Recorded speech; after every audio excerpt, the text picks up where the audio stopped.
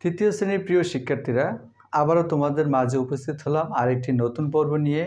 আর আজকের পর্বে থাকছে তোমাদের দশম অধ্যায়ের 117 পৃষ্ঠার 8, 9, 10 এই তিনটি প্রশ্নের খুব সহজ সমাধান নিয়ে।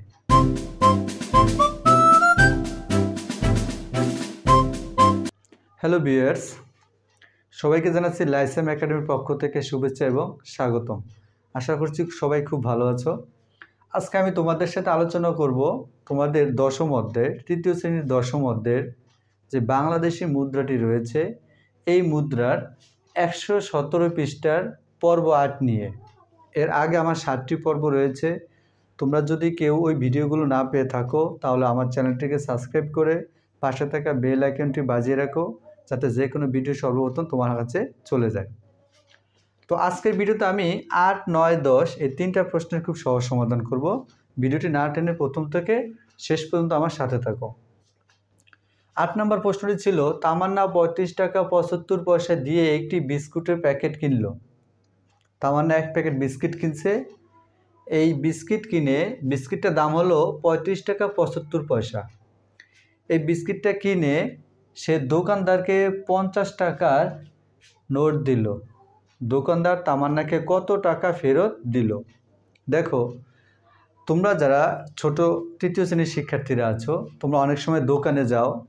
দোকানে গিয়ে চানাচুর কিনো, বিস্কিট কিনো বা কেক কিনো, যাই কিনো না কেন, কেনার পরে দোকানদারকে একটা টাকা দাও।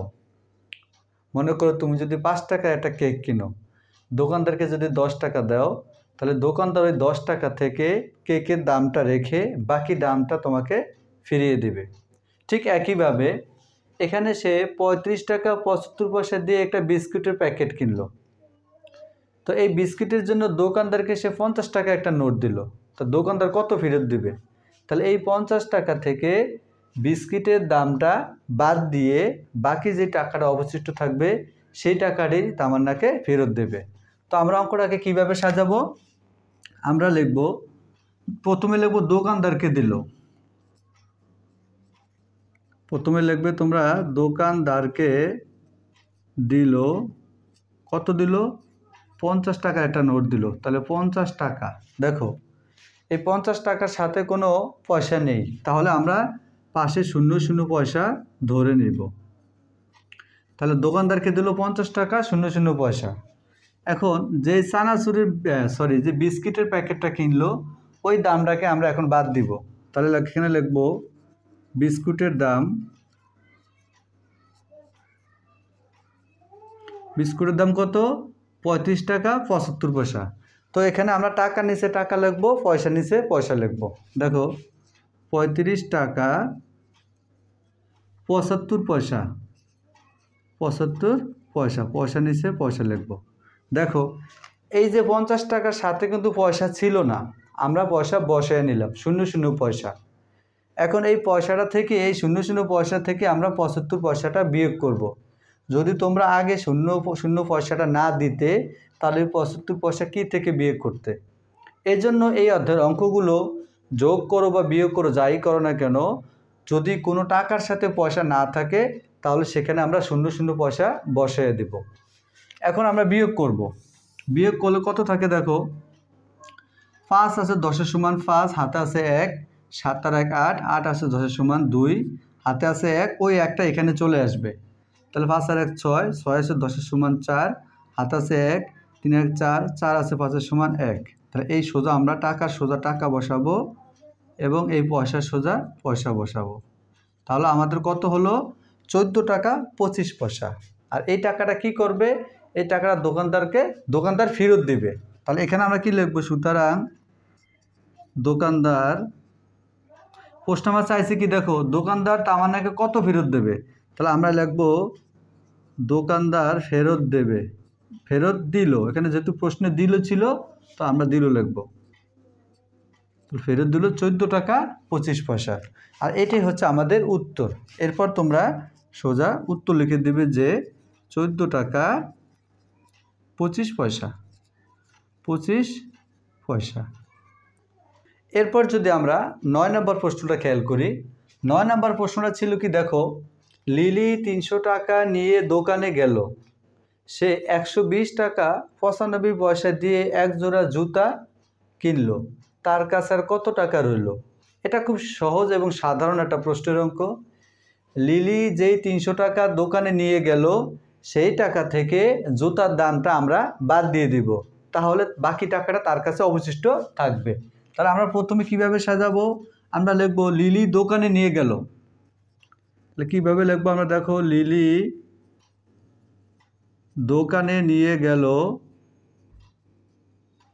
কত টাকা নিয়ে গেল? 300 টাকা। তাহলে আমরা লিখব 300 টাকা, এবং এই টাকার সাথে কোনো পয়সা নেই। তো পয়সা না থাকলে কি করতে হবে? আমরা শূন্য শূন্য পয়সা ধরে নিব। কারণ কেন ধরে নিব? কারণ পরে যেই দামটা আমরা বিয়োগ করব সেটার সাথে পয়সা থাকতে পারে, এর জন্য আমরা এটার সাথে শূন্য শূন্য পয়সা ধরে নিব পয়সা। এরপর খেয়াল করো, এখন লিলি জুতা কিনলো, এই জুতার দামটা আমরা বাদ দিয়ে দেব। তাহলে লিলি জুতা কিনলো, জুতা কিনলো কত টাকা? দেখো, 120 টাকা 95 পয়সা। তো আমরা টাকা নিচে টাকা লিখবো। তাহলে 120 টাকা এবং 95 পয়সা। দেখো, এই শূন্য শূন্য পয়সা দেওয়ার ফলে কি উপকারটা হলো? এই পয়সার থেকে পয়সা বিয়োগ করতে পারবো। যদি এখানে শূন্য শূন্য পয়সা না দিতে, তাহলে 95 পয়সা আমরা কি থেকে বিয়োগ করতাম? এই বিষয়টা খুব ভালোভাবে খেয়াল করবে। যেমন 120 টাকার সাথে তো 95 পয়সা আছেই, এই 300 টাকার সাথে কিন্তু কোনো পয়সা নেই, সেক্ষেত্রে আমরা শূন্য শূন্য পয়সা ধরে নেব। এখন আমরা বিয়োগ করব। তো বিয়োগ করলে কত থাকে? দেখো, 5 আছে 10-এর সমান 5, হাত আছে 1, 9-এর 1 10, 10 আছে 10-এর সমান 0, হাত আছে 1, ওই একটা এই পাশে চলে আসলো। 1 আছে 10-এর সমান আবার 9, হাত আছে 1, 2-এর 1 3, 3 আছে 10-এর সমান 7, হাত আছে 1, 1-এর 1 2, 2 আছে 3-এর সমান 1। এই সোজা টাকা সোজা আমরা টাকা লিখব, এবং এই পয়সা সোজা পয়সা লিখব। তাহলে আমাদের উত্তরটা আসলো কত? 179 টাকা 5 পয়সা। এবং এই টাকাটা কি করলো? এই টাকা তার কাছে অবশিষ্ট রয়ে গেল। তাহলে এখন প্রশ্নে চাইছে কি, তার কাছে কত টাকা রইল? তাহলে আমরা এখানে সূত্রটা লিখব, তার কাছে রইল কত? রইল 179 টাকা 5 পয়সা। আর এটাই হচ্ছে আমাদের 9 নম্বর প্রশ্ন উত্তর। তো এরপর তোমরা উত্তর দিয়ে দিবে 179 টাকা 5 পয়সা, এভাবে তোমরা লিখে দেবে। এরপর যদি আমরা 10 নম্বর প্রশ্নটা খেয়াল করি, 10 নম্বর প্রশ্নটা ছিল ডেভিডের 542 টাকা 78 পয়সা আছে, তার মামা তাকে আরও 300 টাকা 55 পয়সা দিল, এখন ডেভিডের মোট কত টাকা হলো? এটাও খুব সাধারণ একটা প্রশ্নের অঙ্ক।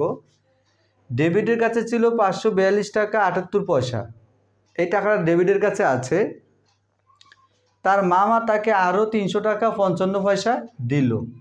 ডেভিডের কাছে যেই টাকাটা ছিল, তার সাথে তার মামা তাকে আরও 300 টাকা 55 পয়সা দিছে।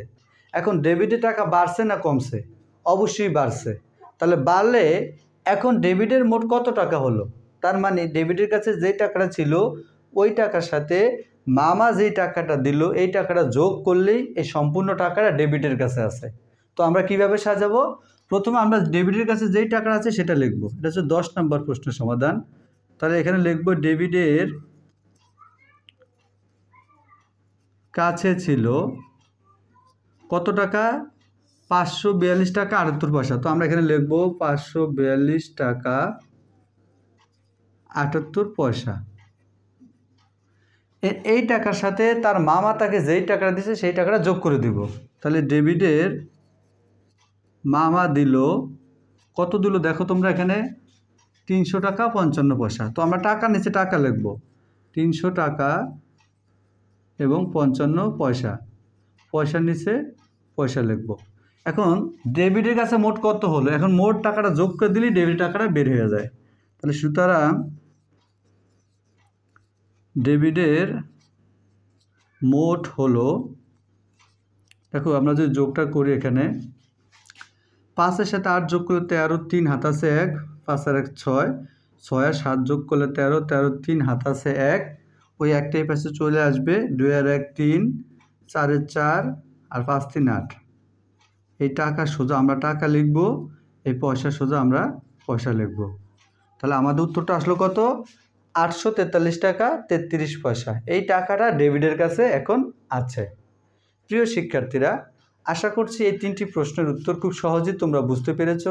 এর পরবর্তী যে অঙ্কগুলো রয়েছে সেখান থেকে আরও 3টা অঙ্ক তোমরা পর্ব 9 পাবে।